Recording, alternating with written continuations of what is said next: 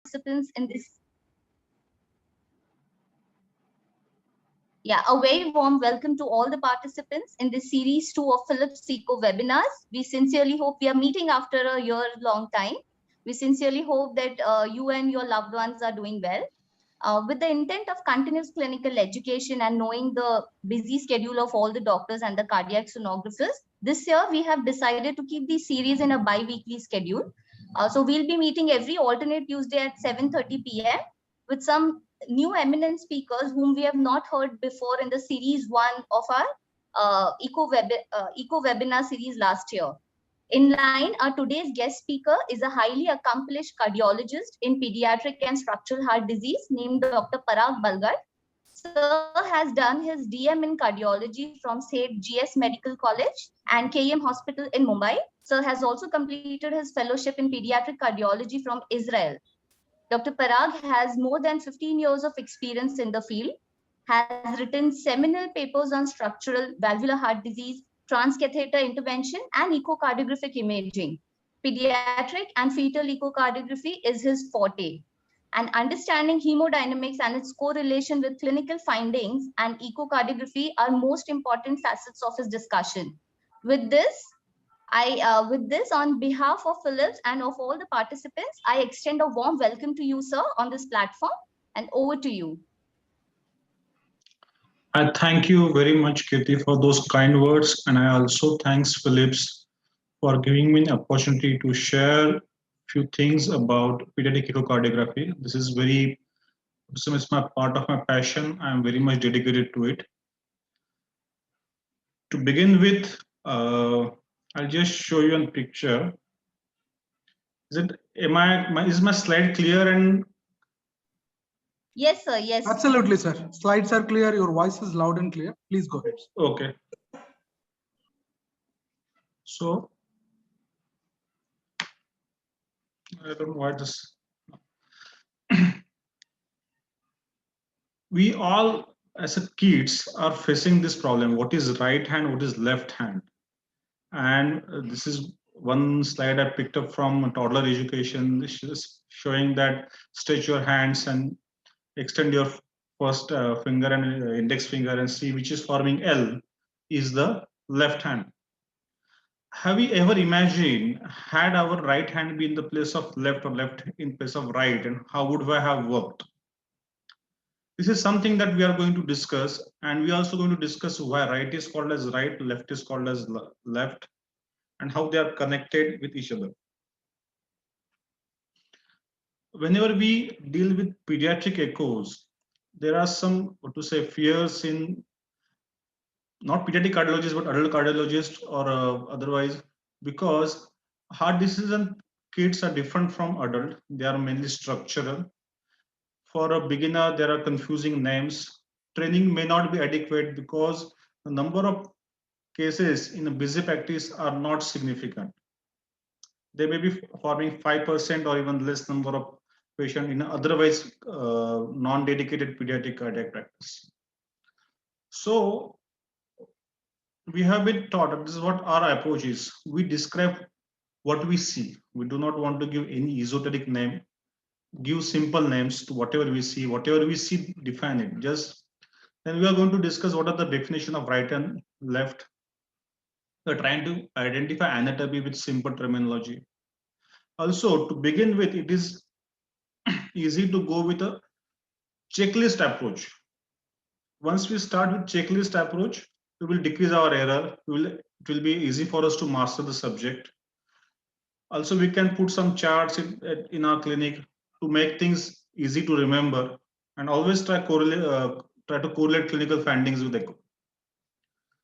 So coming to segmental approach, now this is little vast topic, and what I'm going to cover it may be an entire pediatric cardiology in it in a span of 35-40 minutes, and we'll discuss it.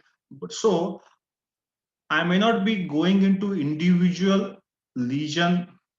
I am going to tell you how to name the lesion, how to identify structures. Most important thing in pediatric echo is how to identify structures. They are identified not by their connections or their positions. They are identified by their unique morphological features. It is quite what to say, routine for to have absent AV wall connections or VA connections, AV walls, absent atria or ventricles, or common atrias. And as we go ahead, you will see atria, ventricle, and gate arteries can be seen in all possible permutation and combination you can think of. Anything can be connected to anything in a sequential manner. So there are basically three segments: atria, ventricle, and gate arteries. And there are two connections. Atria, ventricle are connected by AV valves, and ventricles and gate arteries connected by conus or semilunar valves. This is taken from Van Praag. This is how he has tried to analyze segmental approach, start with thoracoabdominal situs, then cardiac position, segmental analysis. So all these things are important. I'll try to cover most of the things. This is the second part of flow diagram. So coming to the first thing, what is visceral and atrial situs? As we all know, the body internally is not mirror image. Right side and left side are different. In normal situs solitus, liver is on right, stomach and spleen are on left. Also in thorax, right lung is trilobed with short bronchus, which is epiarterial. Left lung is bilobed with a long bronchus and is hyperarterial. Inversus is image of this. And situs ambiguous, or what we can say is right or left isomerism. We can have a midline liver with mirror image atrial appendages. That right and left appendages are same. Bronchial atrium may be mirror image. One thing I want to mention here is that atria are pair structured, so we can have common atrium, but we cannot have single atrium. That we have to remember always. So there has, every heart should have two atrial appendages. That is the most important thing that we have to understand before we discuss forward. So this is description of thoracic situs, normal situs. As you can see in the first image, the left pulmonary artery crosses the left bronchus and then the left bronchus divides. So it is a hyperarterial. As against it, on right side, after first branch bronchus arises, then the right pulmonary artery crosses it. So right bronchus is short, while left bronchus is long and at an angle. There is something called as Spander's index to describe it. This is a mirror image arrangement as is seen in situs inversus. This is right isomerism with both sides having right bronchial arrangement. This is left isomerism, both sides having left arrangements. This is how the lungs are there, normal situs inversus. If there is a ambiguous right isomerism, both lungs are trilobed, and if it is left isomerism, it is both lungs are bilobed. This is arrangement of liver and spleen. There is something called as polysplenia or asplenia syndrome given to it, but these are not diagnostic features. Most important diagnostic feature in either of these things is how the bronchial situs is there. However, in our practice, we cannot determine bronchial situs. Okay, X-ray help to us in a big way in deciding right or left bronchus, but it is a little difficult for a novice guy. So though thoracic situs is most consistent with cardiac situs, we have to go by abdominal situs and look for suprahepatic inferior vena cava, which drains into RA. There are very few or ever recorded exception to it. So in situs solidus, when we take abdominal view, IVC is on right, aorta is on left. Inversus, it is inverse. Left isomerism, we generally have interrupted IVC and aorta is anterior. There is azygos is posterior, and right isomerism, IVC is anterior, aorta is posterior. However, nothing is rules. Left and right isomerism, you can have any combination. You can have occasional right isomerism with interrupted IVC, or you can have a normalized IVC in case of left isomerism. Nothing is 100%. So this is how it would see on the right side. This is a spine. In front of spine, there is a venous trace. This is IVC. On left side of spine, this is arterial trace, registry of aorta. So can I just interrupt you for a second? Can you please use the pointer, sir? The Yeah, red I'll pointer. use is this pointer is okay? The I think the participants are not able to, clearly see because it's white in color. So if you can use the red color pointer Red color pointer, by just clicking on the right click. Yes, they're down. Yeah, the laser pointer. Okay, Yes. I'll use this pointer. Okay. Sure. Thank you, sir. Yeah. Now coming to the cardiac position, this is little debated things. I would say most important thing while knowing cardiac position is what is the base to apex relationship, what is the axis of the heart. If axis is pointing towards left, it is levocardia. If it axis pointing toward right, it is a dextrocardia. If it is midline, it is a mesocardia. Do not use words like dextroposition or dextroversion. Occasionally, we can have a diaphragmatic hernia or right lung collapse, something like that, right lung hypoplasia, where entire cardiac mass is shifted to the right, but apex is to the left. So just write heart mass is on the right hemithorax with apex pointing towards left, instead of going in confusing words. So this simple wording is more important to convey your message. And situs and cardiac axis are independent of each other. We can have situs solitus with dextrocardia or vice versa also. So one has to be clear what he is dealing with. They are independent things. Now coming to atrium. As we had discussed, the atrium goes with thoracic situs or abdominal situs. And most important thing that we should look for is the atrial appendage. Generally, we do not see RA appendage, only on TE we can see. However, for pathological description, broad-based triangular RA appendage, where left is long and narrow finger-like. There is a crista terminalis or terminal groove, while in left side it is no crista terminalis. Pectinate muscle go up to AV wall, and pectinate muscle do not go, are confined to appendages. So these are the 3 points which are most important to distinguish between RA and LA. However, we use suprahepatic IVC. See, the other factors like limbus of fossa ovalis or drainage of SVC, coronary sinus are not hard pointers. These are soft pointers. Okay, so say if there is a common atrium or there is something called as large ASD, in that case, these parameters are not applicable.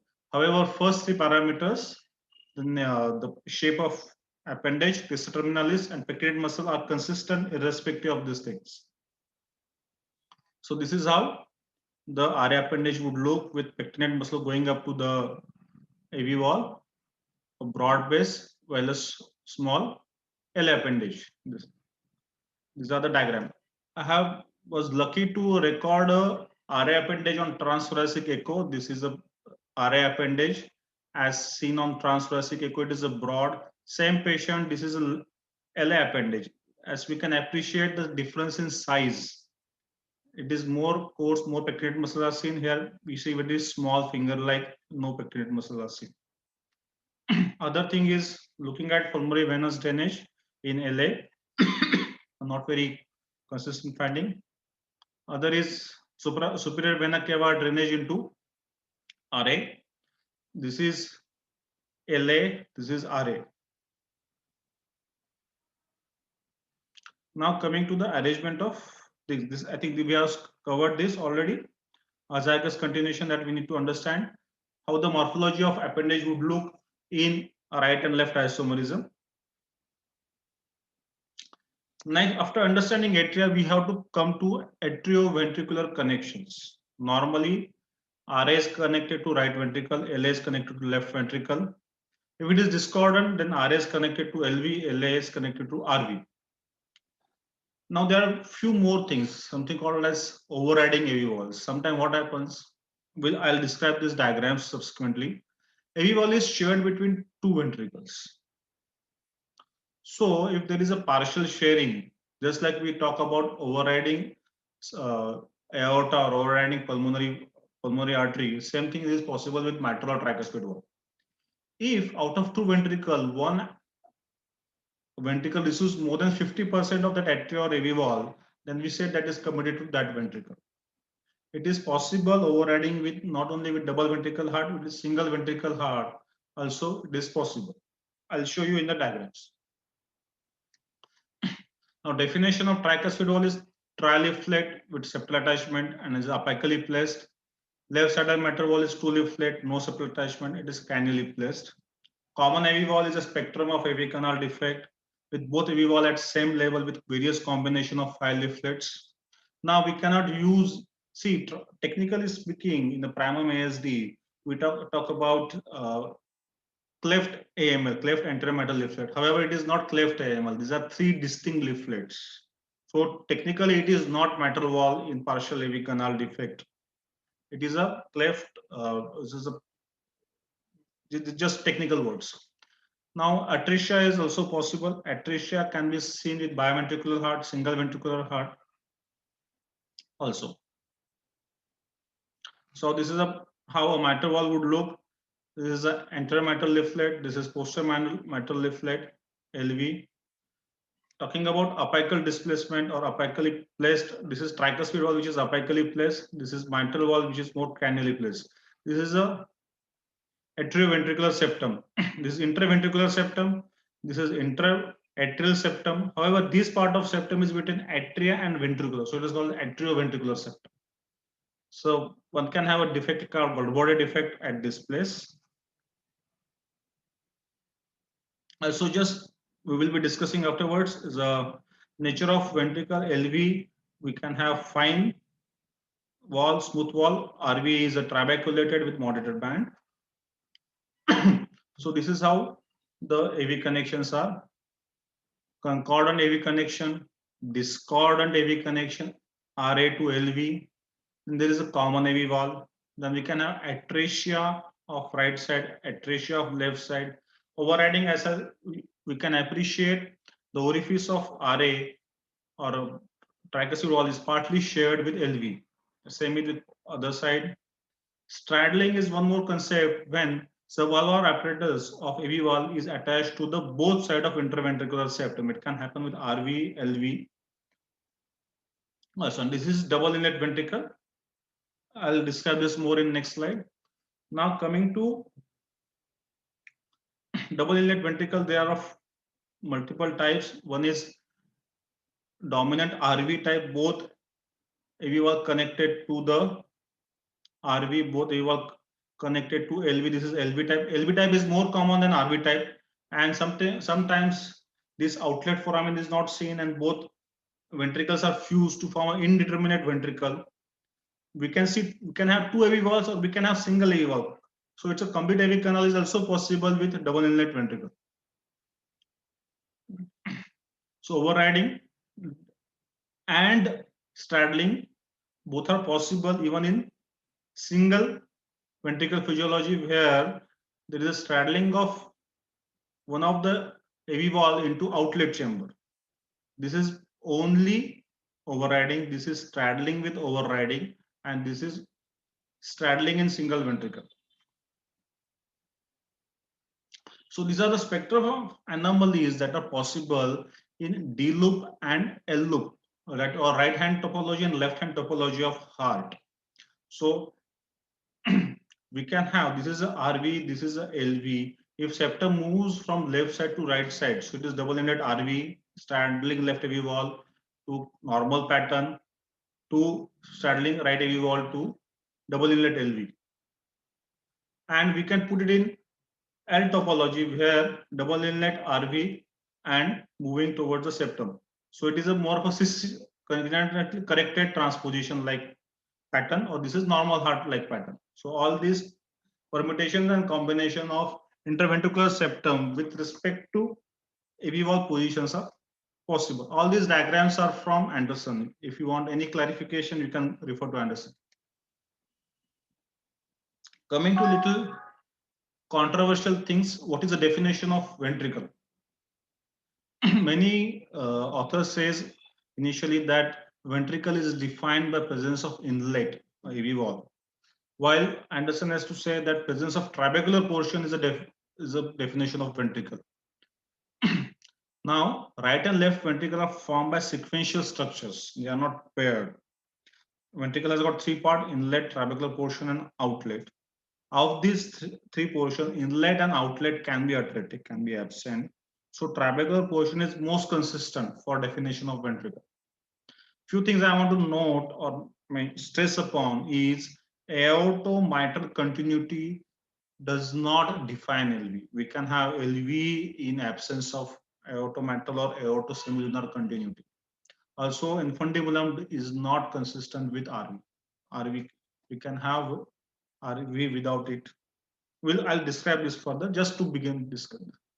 So, what are the definition of right and left ventricle? RV is apical portion is trabeculated, LV is small, smooth apical portion, moderated band present or absent, and if AV wall is present, septal attachment of its chordae or subvalvular apparatus, as against no septal attachment.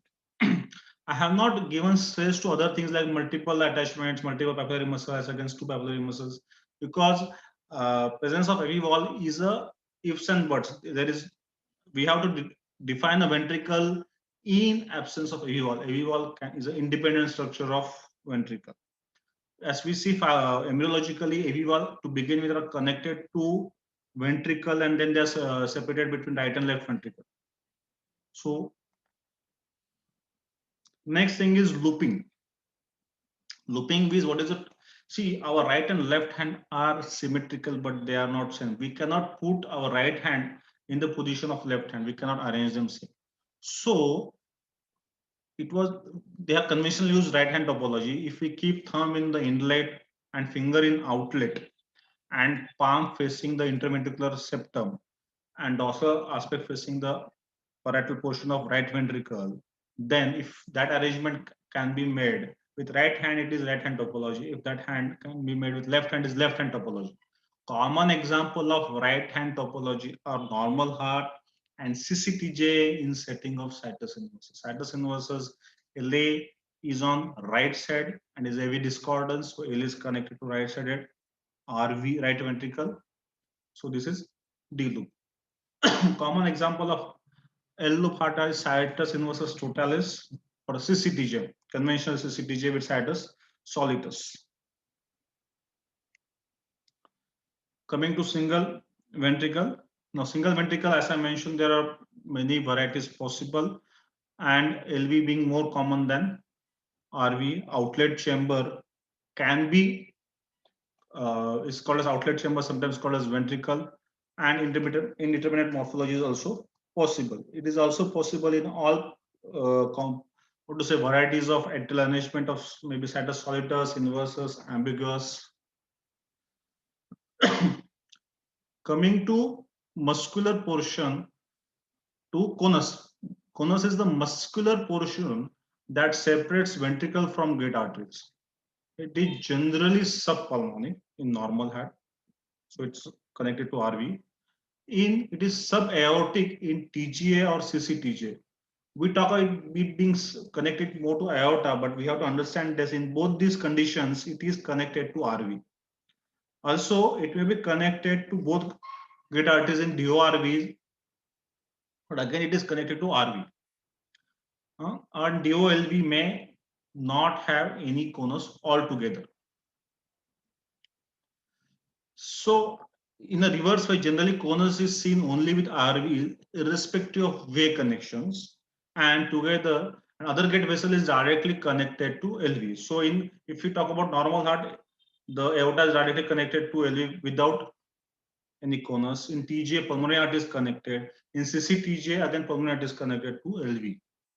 However, that is not the rule. Occasionally, we can have conus with LV also.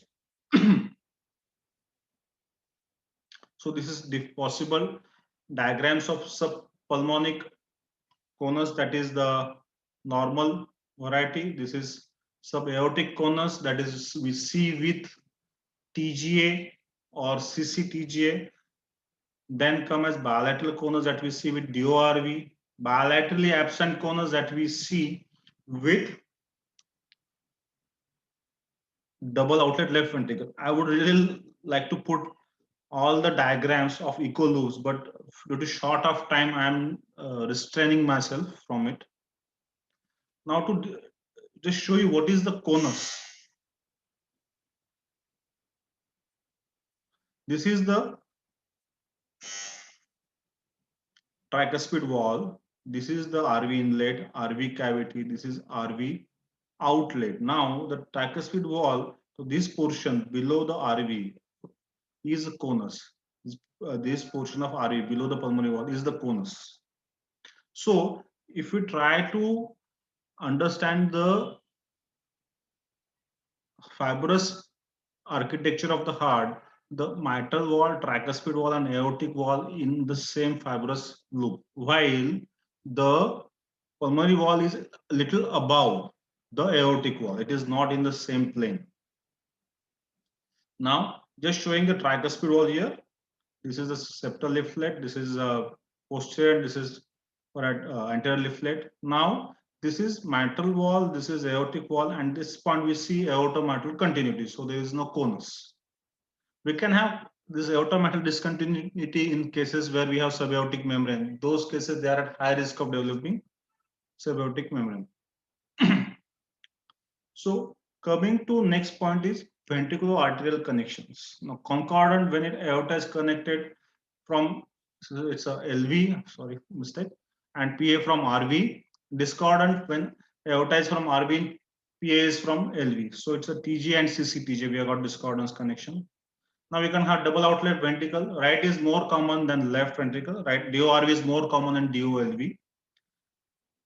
And most important thing is in all about these connections, either of the alveoli can be, either of the semilunar can be atretic. It is possible. So we can have a aortic atresia with normal heart, pulmonary atresia with normal heart, and in TJ and all these things also. In the DORV also we can have a pulmonary atresia. All these things are known entities.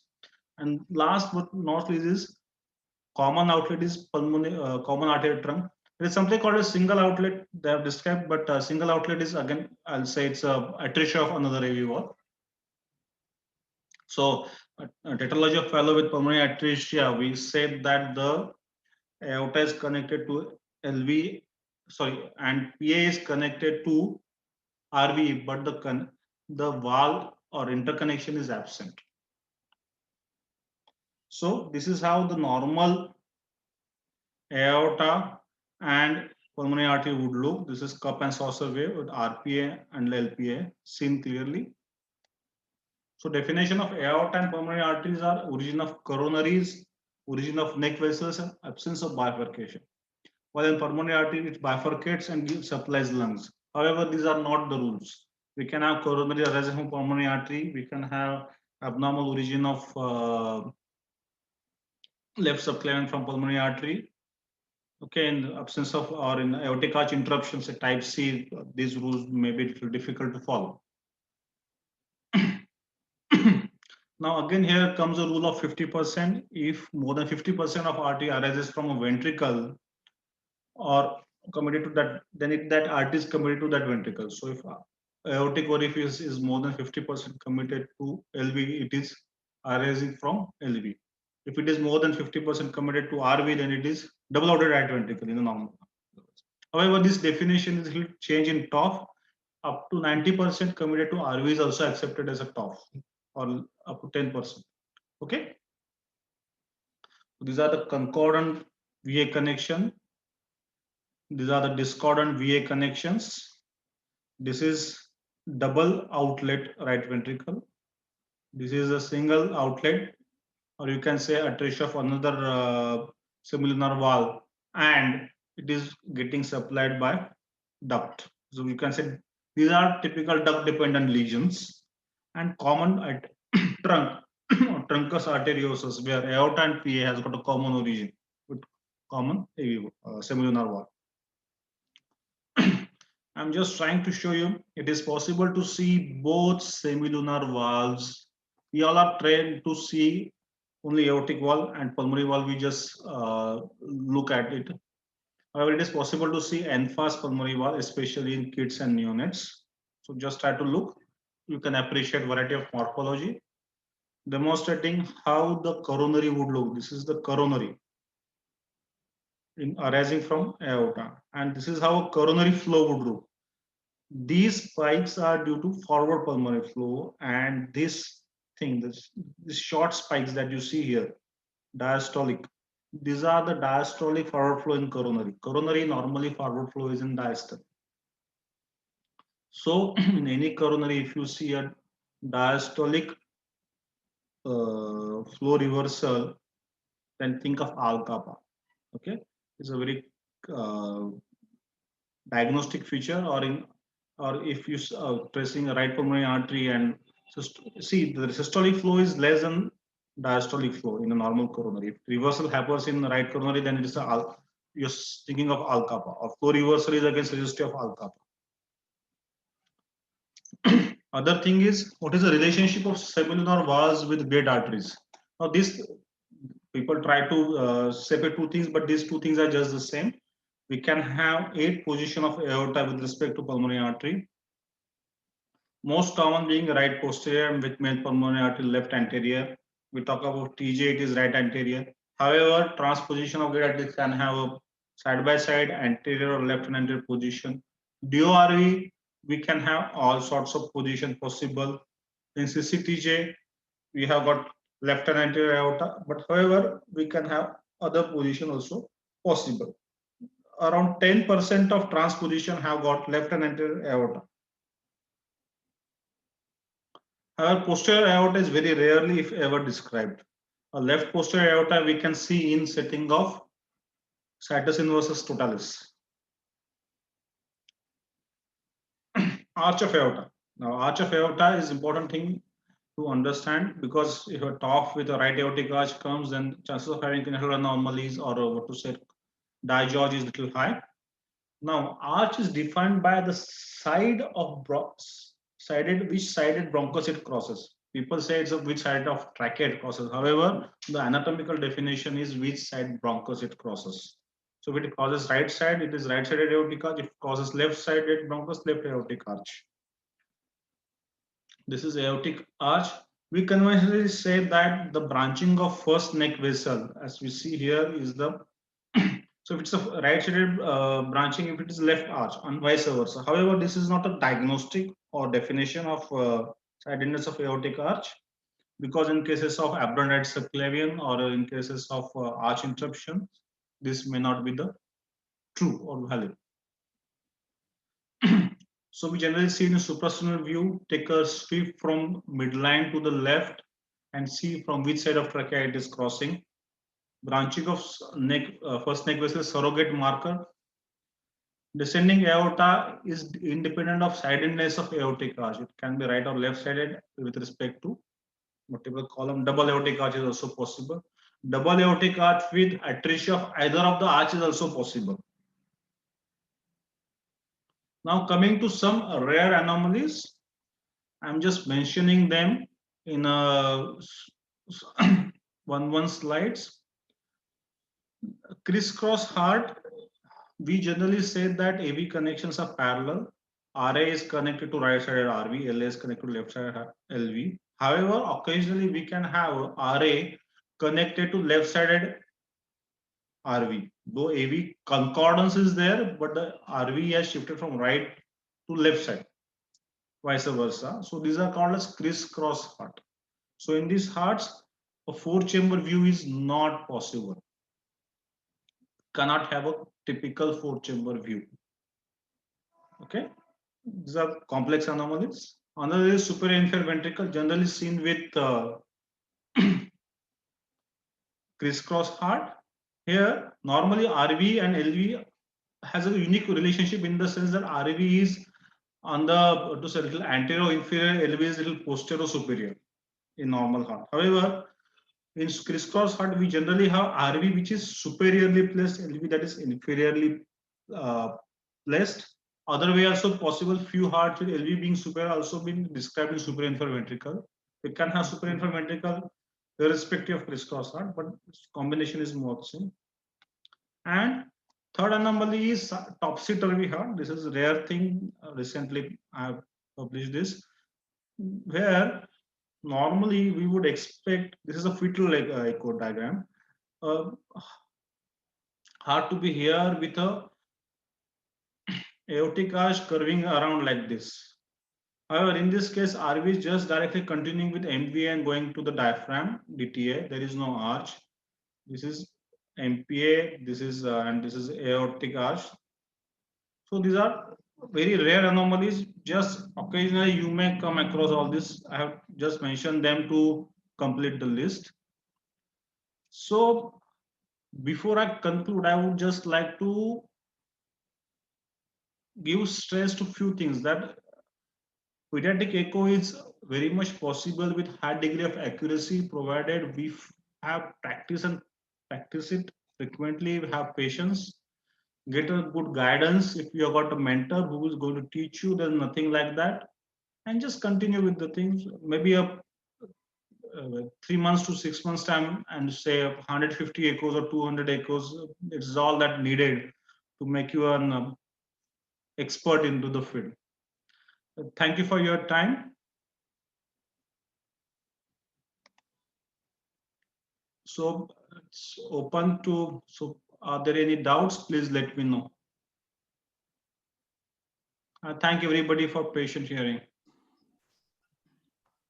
Thank you, sir. Thank you so much. It was very crisp and clear message on a step-by-step segmental approach to the pediatric echocardiography. Thank you so much for the presentation, sir. I request all the attendees to post the questions in the chat box so that we'll try to answer as many as possible in the time.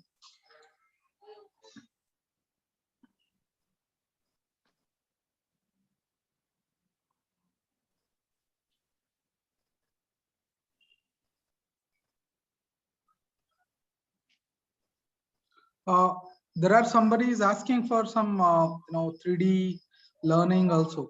So what do you think, Dr. 3D will help in the pediatric